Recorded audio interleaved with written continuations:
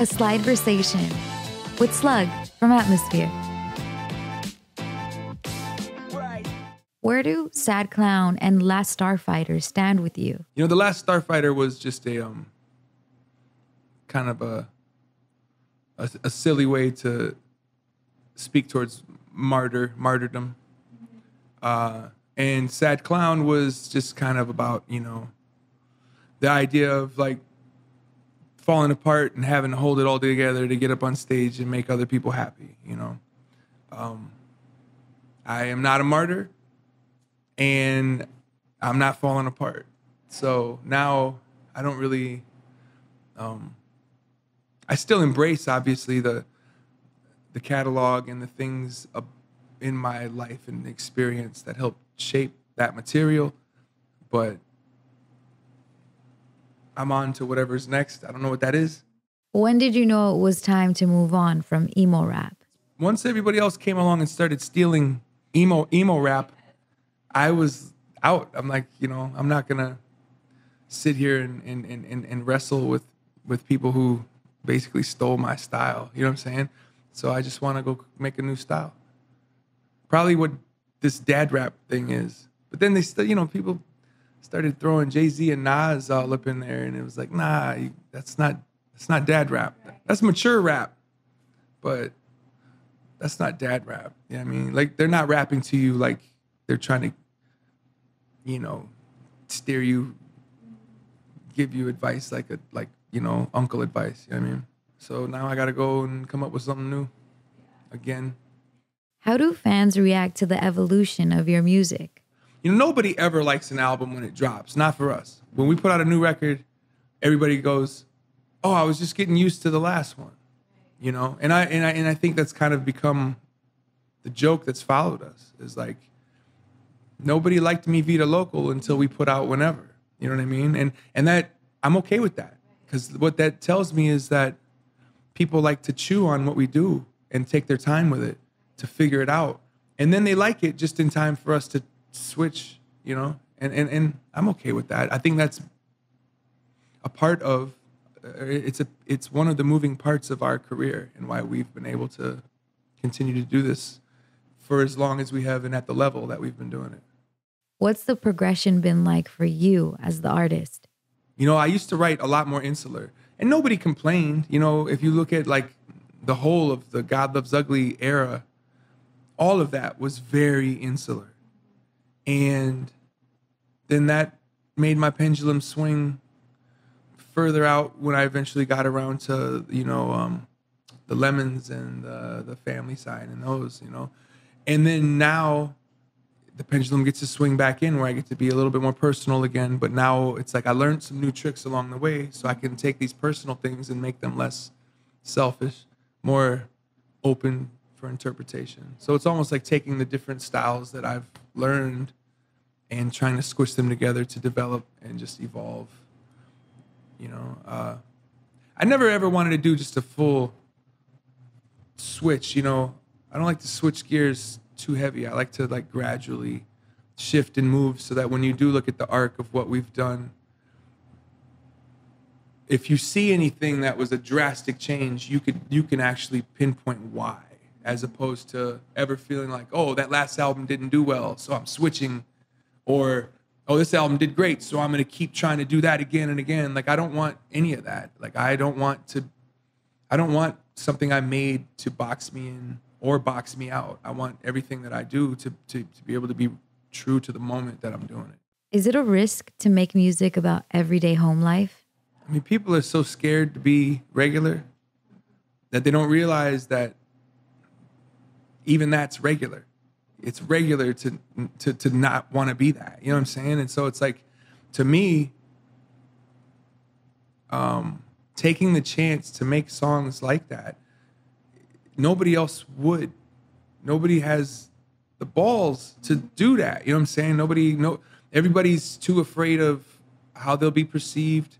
So nowadays, the safe song is the song about kicking it with your friends, getting high, you know, who you're fucking. Like, that's nursery rhyme shit at this point. Like, that shit's safe. Anybody and everybody can do it.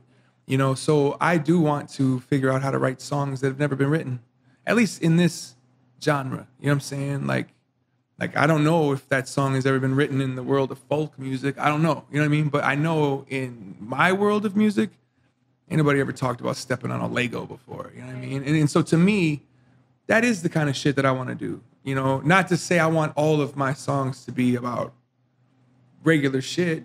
You know what I mean? But also, you know, I mean, there's on the last album, there's a song about old people having sex. You know what I'm saying? Like, I never heard that. You know what I mean? Like, I never heard a song about, like, how we gonna sneak away from the kids, give the kids to the grandparents so we can go fuck like 40-year-olds. You know what I'm saying? Like, and I think that's just kind of one of the that's one of the challenges that I shouldn't say challenges. That sounds pretentious. It's what I like puzzles. I like to crack the puzzle. I like to solve puzzles. And so oftentimes, you know, the puzzles that me and Anthony present to ourselves is to try to do some shit that you're not supposed to do. Where does your ability to storytell so well come from? I used to drive around and watch the bus stops, watch other cars, and just watch people. Because then if I saw somebody that was interesting, I would make up a story about whatever, you know. It has nothing to do with them. It didn't matter. It was just that I needed to see them accidentally drop their bottle of water to give me a reason to pick that person. And then I would just make up some shit about them. So I don't know that, you know, one of the things that actually, it's an interesting thing to bring up, because since then I've learned that I shouldn't take the agency to write a song that is from the perspective of a single mom, because I'm not a single mom. If that's a place I want to go, maybe I could signal boost an actual single mom who's an artist who wants to write that song, you know. But back then I didn't know that. I was just learning. And so that was one of the phases I went through. Writing narratives that were not mine was a phase I went through just to learn how to write better, just to really kind of, you know, build my muscles as far as writing goes. Nowadays, I'm a little bit more careful not to take that type of privilege or agency over other people's stories, because that is such a traditional male dominant way to fucking apply yourself to art. You know what I'm saying? It's like, I'm going to tell my muse's story, you know what I'm saying? As opposed to letting the muse become the artist and tell their own story, you know what I'm saying? Like, and so now if I am speaking about the perspective of a woman, it will be my perspective of it. You know what I'm saying? I'm trying to speak from my own place and know my place, you know what I'm saying? Like, but that's something I struggled with, you know, specifically after that, because when I wrote the whole Lemons and all of those seasonal sad clowns, I was all about writing stories. And so, you know, I got a handful of stories that were written from the perspective of women.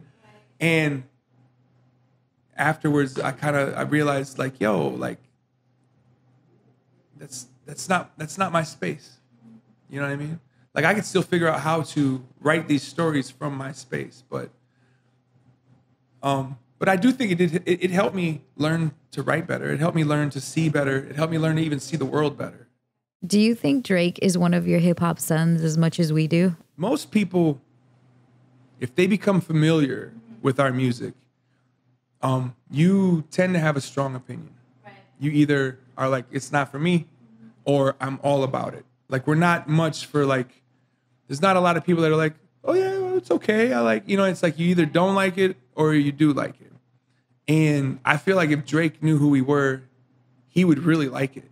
Oh yeah. Yeah, and he'd hit me up by now. You know what I mean? Like, so that's why I think he's never really become familiar. I think he's probably, I think he's probably familiar with the name only because he probably knows a little bit of the history of the movement. You know what I mean? And so I think just like on a surface level, he probably knows the name. But I feel like if he was actually familiar with the songs, he would either hate them or he would love them. And if he loved them, he probably would have hit me up by now. If he hated them, he wouldn't be making songs that could have came out of my womb. You know what I mean? Like, yeah.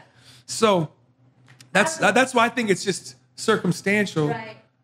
I think he just happened to find a lane that is not that different. Right. You know, the difference though, to keep it real, is that he's still always the cool guy. Yeah. And I was not. You know, that's the other side of it. Right. You know what I mean? Like, even when I was acting like the cool guy, you could see through it. He's got too much Jay-Z in him. You know what I'm saying? Like, he's always going to win. What do you think of Kendrick Lamar's Lucy metaphor on To Pimp a Butterfly? I thought it was all right. I thought it was okay. You know, from Lucy to Lucifer was a really easy line to draw. You know, it took people 10 years to realize that Lucy Ford was Lucifer. So I was proud of that. Yeah. I was proud that there was something that people still could dig up 10 years later. You know what I mean?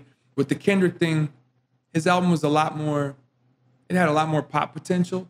So he had to kind of make the line an easier line. You know what I'm saying? Like, but that was my only real takeaway from it. Was like, all right, that's cool, but you did make it pretty obvious. You know what I mean? Like, and I'm not a fan of obvious. When do you decide a song's surprise ending, i.e. Yesterday? With a song like Yesterday, I start at the end. I figure out what I want the end to be, how I want this story to end, and then I work my way backwards, or at least get the end, and then how do I find my way to that ending? And so it wasn't so much a hard left. I knew immediately this is what it's going to be, but I knew I wanted it to be a song that you could hear and not realize that it was going to do that, you know. Now, the other one on that same album is The Waitress. And in that one, it's got a weird cliffhanger at the end, but it's not obvious what I'm trying to say. You get to decide is that her dad? You know, you get to figure all that shit out, you know. And that was one where I was like, where's this going to go?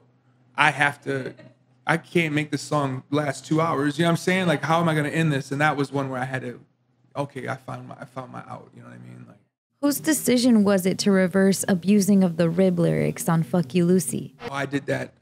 And I did it because the two songs are directly linked. You know what I mean? And so I kind of did that to leave that trail of crumbs. You know, especially at that time, we were doing lots of Easter eggs, is what we used to call them. We were planting Easter eggs and lots of stuff to show, you know, for anybody that wanted to look too deep, you could find more here than just this song. You know what I mean? Have you ever engaged in rap beef with your music? Oftentimes, specifically in the last 15 years, it's been specific people. It's been people that I've actually had issue with.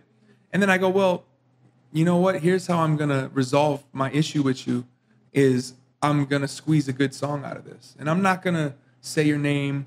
I'm not even going to make it like your own best friend ain't going to know this is about you because it's not. Now I'm unpacking this for myself and making a song about it in hopes that maybe somebody else can hear it and use it to unpack some shit for themselves, you know? And I still write those songs. Those songs still end up on albums, you know?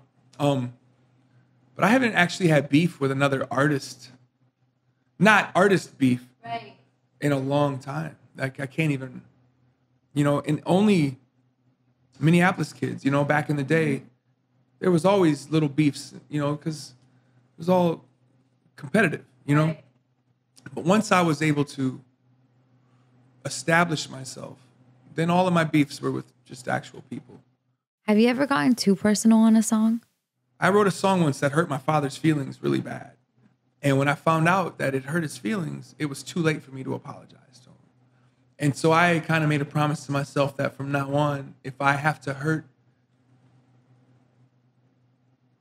somebody's feelings, I'm not going to write it. Like, I won't do that with my music anymore. So now nobody will ever know, oh, this is about me.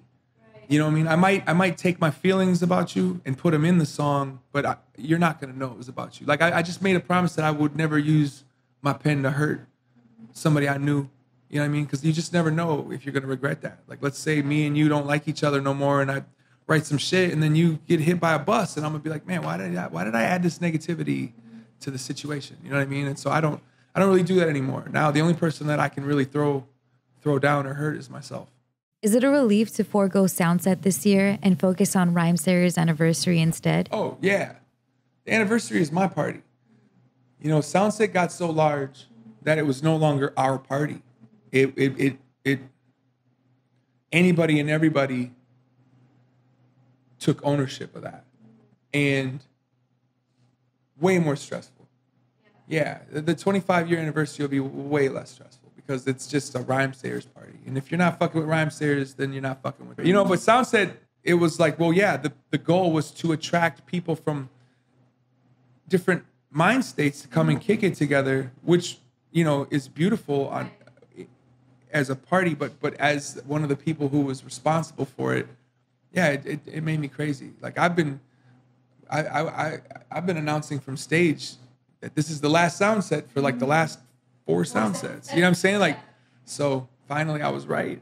Yeah, I did it. What can we expect for the Rhymesayers 25th anniversary show? Maybe if I'm lucky, I could get Merce to come out and do some Felt songs with me or some shit. Maybe a Felt reunion.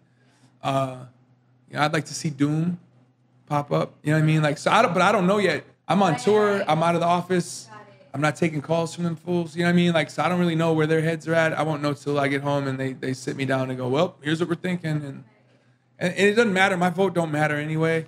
I've learned, like, I'm just the guy that shows up and cracks jokes at the meetings. You know what I'm saying? Like they don't take me serious in there. They know I don't know nothing about marketing. You know what I mean? Like, yeah, high standards, low expectations. I mean, that's just how I approach everything.